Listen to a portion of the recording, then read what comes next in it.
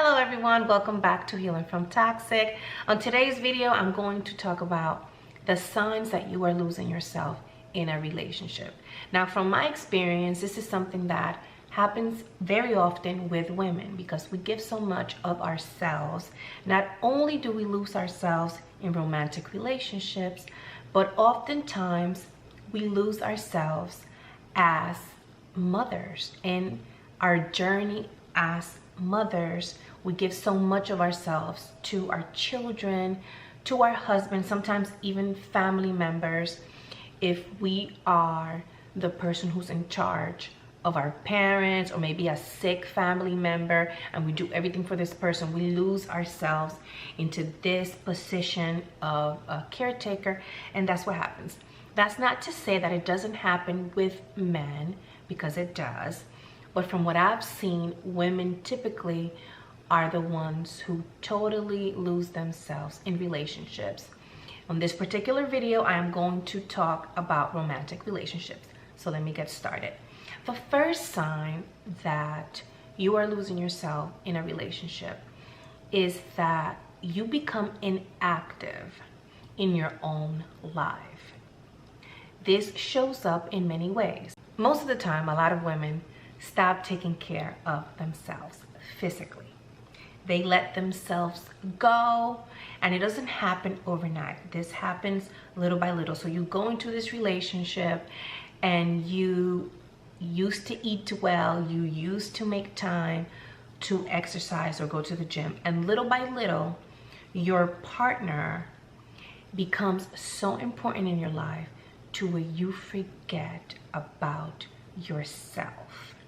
And you don't take as much time to maybe do your hair, to maybe do your makeup, to focus on what you're eating, because you are focusing so much on your partner.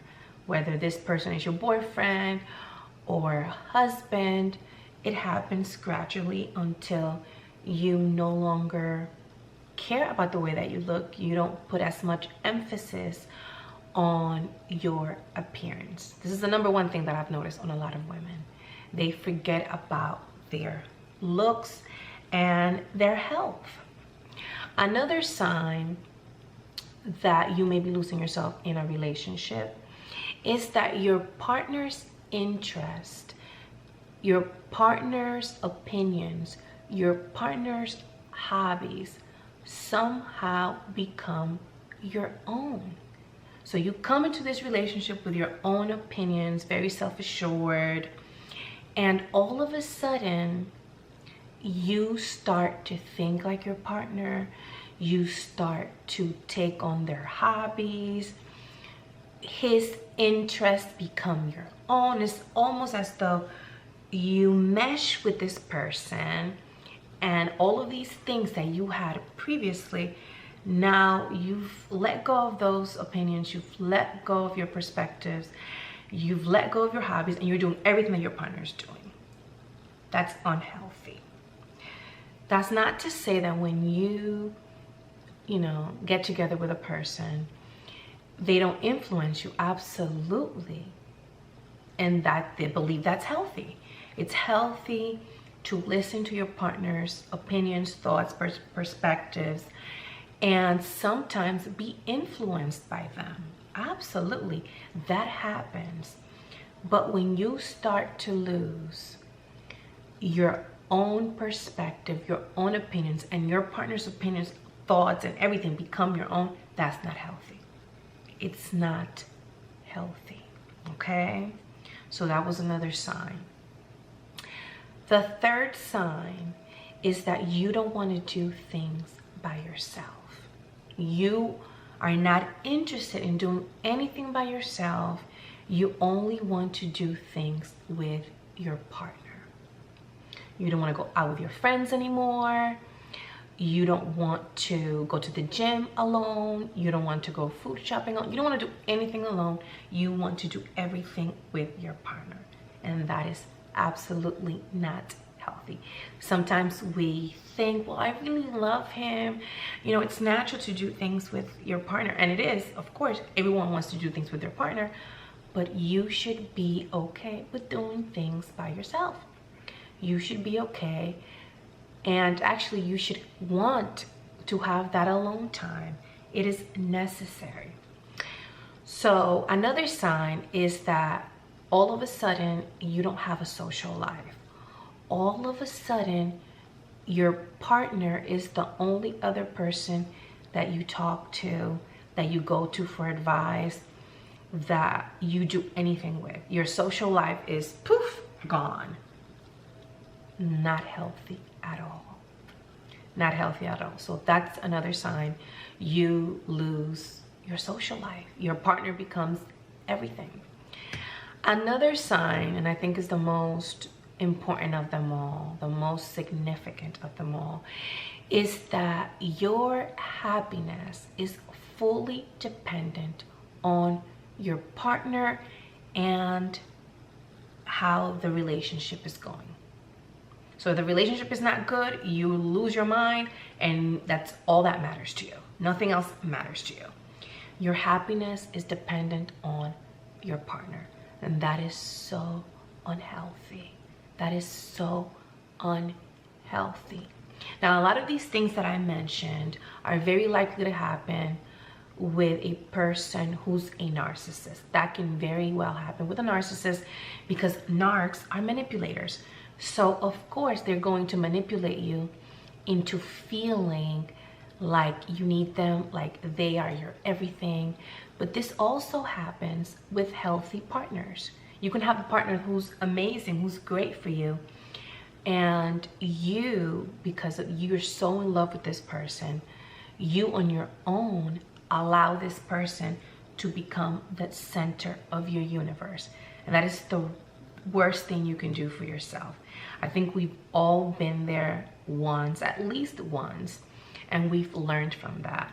So now I'm going to tell you what you need to do so that you don't find yourself in a situation like this that is so unhealthy.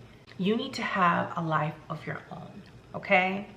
So in order to do that, you need to stick to having your own interest, your own hobbies, your own separate friends, your own separate life from your partner. Stick to, if you have a routine, stick to your routine. Don't stop going to the gym. Don't stop eating healthy. Don't stop hanging out with your friends. In fact, if you have a partner who has a problem with you hanging out with your friends, take notice, be cautious with those people, okay? Because healthy partners want you to have your own life.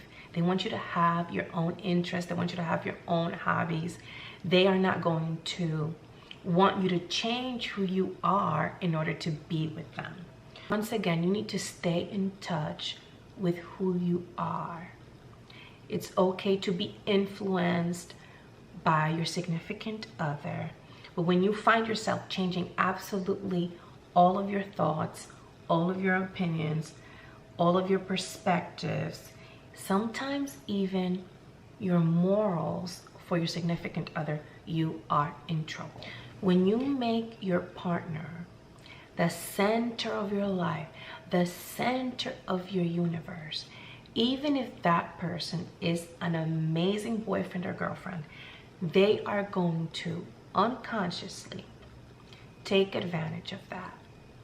They're going to take advantage of that, whether they acknowledge it or not, whether they are conscious of it or not. When they know that they are the center of your world, that they are the center of the universe, and you have nothing else going on, they are going to take advantage. So never put yourself in a situation where somebody runs your life, where your happiness depends on somebody else. Never put yourself in that situation, because you are most likely to lose. Make sure that you continue to have your own life. Make sure that you continue to do your own thing. Make sure that you continue to have your own friends, and make sure that you do things that make you happy outside of your partner and the relationship. Because once you have a life of your own and you do other things that make you happy, you will be a better partner for your significant other. You will be more interesting, more full of life, and you will have more love to give.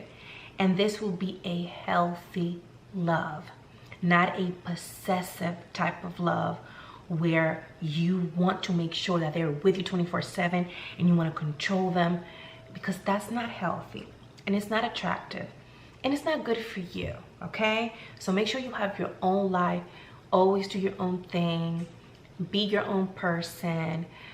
It's okay to be influenced by your partner and to take interest in the things that they're doing, but don't forget about yourself. Okay, and that was my video for today. I love you guys. Take care. I will see you soon. Bye bye.